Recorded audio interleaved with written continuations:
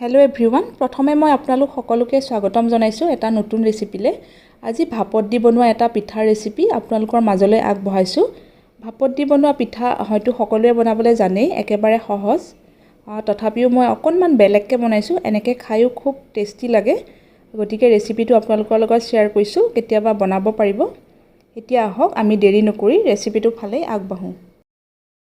প্ৰথমতে মই এটা ডাঙৰ বাতি লৈছোঁ আৰু ইয়াত মই আধা কাপ চেনি লৈছোঁ। এইখিনি মই গোটা চেনিয়ে ব্যৱহাৰ কৰিছোঁ আৰু জোখখিনি ল'বৰ কাৰণে মই এনেকুৱা মেজাৰিং কাপ ব্যৱহাৰ কৰিছোঁ।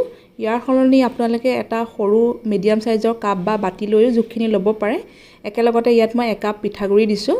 যদি আপোনালোকে সৰু কাপ বা সৰু বাতিয়ে জোখখিনি লয় তেতিয়া পিঠাগুড়ি ইয়াত 1.5 কাপ বা 1.5 বাতি দিব। আৰু এইখিনি ঘৰতে খুন্দি লোৱা ভাত খোৱা চাউলৰ পিঠাগুড়ি, কিনা পিঠাগুড়িও ব্যৱহাৰ কৰিব পাৰিব, খালি বেছি আঠা থকা চাউলৰ পিঠাগুড়ি ব্যৱহাৰ নকৰিব। একেলগতে ইয়াত মই 1 কাপ গৰু গাখীৰ মিক্স কৰি দিছোঁ। গাখীৰখিনি গৰম গাখীৰ, যিকোনো পেকেটৰ গাখীৰো ব্যৱহাৰ কৰিব পাৰিব বা গাখীৰৰ সলনি অলপমান ইয়াত কুহুমীয়া গৰম পানীও দি তেনেকৈও মিক্স কৰিব পাৰিব।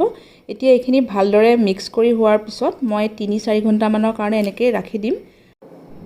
আৰু যদি পেকেটৰ কিনা পিঠাগুড়ি ব্যৱহাৰ কৰে তেতিয়া এইখিনি এনেকৈ মিক্স কৰি মিনিমাম 9-10 ঘণ্টা ৰাখিব, কাৰণ বজাৰৰ পিঠাগুড়িখিনি কোমল হ'বৰ কাৰণে অলপ সময়টো বেছি লাগে। এয়া মই আপোনালোকক 4 ঘণ্টাৰ পাছত দেখুৱাইছোঁ। পিঠাগুড়িখিনি আগতকৈ ফুলি কোমল হৈ পৰিছে আৰু চেনিখিনিও ভালদৰে গলিছে। এতিয়া গোটেইখিনি আকৌ এবাৰ ভালদৰে মিক্স কৰি লৈছোঁ আৰু আনফালে গেছটো অন কৰি এখন সৰু পেন পাতি দিছোঁ। ইয়াতে এচামুচ ঘিউ দি ঘিউখিনি ভালদৰে গৰম হ'বলৈ দিছোঁ। এতিয়া মই কেইটামান বাদাম সৰু সৰুকৈ কাটি লৈছোঁ আৰু ঘিউখিনি যেতিয়া ভালদৰে গৰম হৈছে ইয়াতে বাদামকেইটা দি এইকেইটা অলপমান ৰঙচুৱা হোৱালৈকে ফ্ৰাই কৰি ল'ম।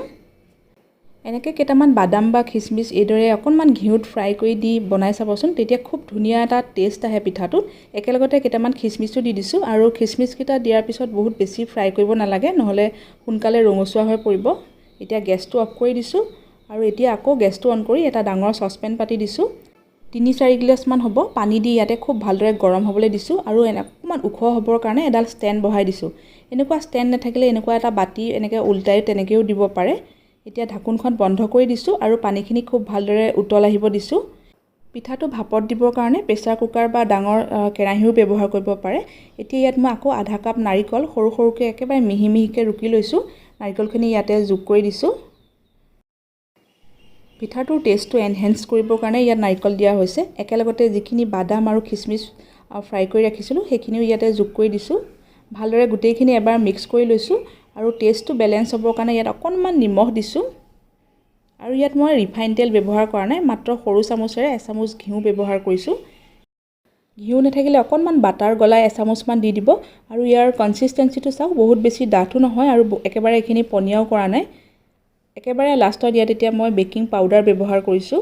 সৰু চামুচেৰে ইয়াত মই এচামুচ বেকিং পাউডাৰ ব্যৱহাৰ কৰিম, মানে 1 টিস্পুন ব্যৱহাৰ কৰিম। যদি আপোনালোকৰ ওচৰত বেকিং পাউডাৰ নাথাকে তেতিয়া যিটো আমাৰ খোৱা ছ'ডা ব্যৱহাৰ কৰিব, কিন্তু খোৱা ছ'ডা ব্যৱহাৰ কৰিলে ½ টিস্পুনতকৈ কম ব্যৱহাৰ কৰিব, মানে মাত্ৰ এচিকুট বা 2 চিকুটমান দিলেই হৈ যাব যদি খোৱা ছ'ডা ব্যৱহাৰ কৰে।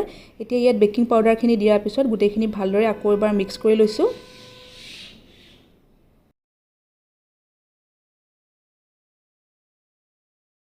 পিঠাটো ভাপত দিবৰ কাৰণে এনেকুৱা ষ্টিলৰ মিডিয়াম সাইজৰ টিফিন বক্স ব্যৱহাৰ কৰিছোঁ।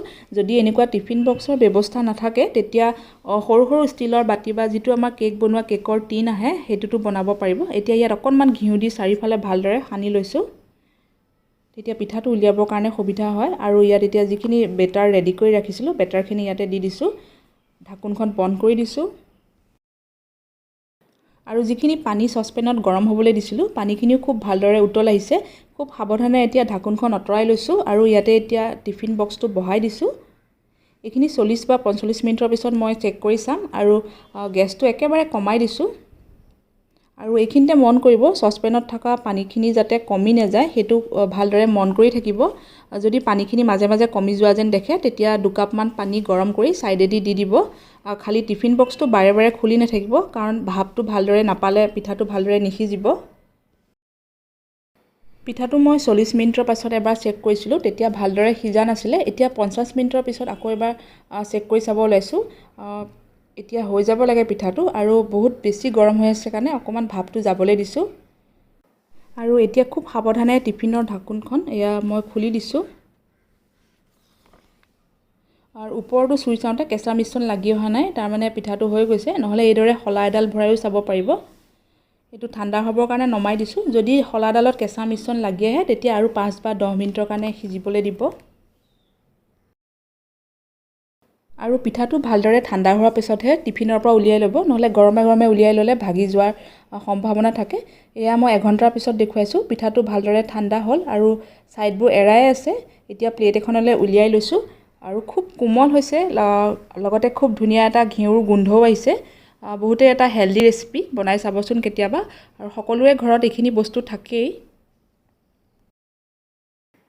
এইদৰে বনাই ফ্ৰিজত ৰাখি 3-4 দিন খুব ধুনীয়াকৈ আৰামত খাই থাকিব পাৰি।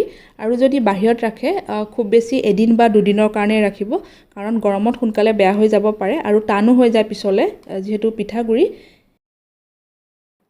এতিয়া মই এপিচ লৈ একেবাৰে ওচৰৰ পৰা আপোনালোকক ভাঙি দেখুৱাইছোঁ, তেতিয়া আপোনালোকে ধৰিব পাৰিব কিমান কোমল হৈছে পিঠাটো। এয়া চাওক। ৰেচিপিটো যদি চাই ভাল পালে ভিডিঅ'টোত লাইক এটা কৰিব আৰু নিজৰ বন্ধু বান্ধৱীৰ মাজত শ্বেয়াৰো কৰি দিব। লগতে নতুন নতুন ৰেচিপিৰ ন'টিফিকেশ্যনবিলাক পাই থাকিবৰ কাৰণে চেনেলটো ছাবস্ক্ৰাইব কৰি থ'ব। কাষতে থকা বেলটো প্ৰেছ কৰি থ'ব, তেতিয়া সকলোবোৰ ভিডিঅ' পোনপ্ৰথমে আপোনালোকে ন'টিফিকেশ্যন পাব। আৰু ভিডিঅ'টো চোৱাৰ কাৰণে আপোনালোকক ধন্যবাদ জনাইছোঁ।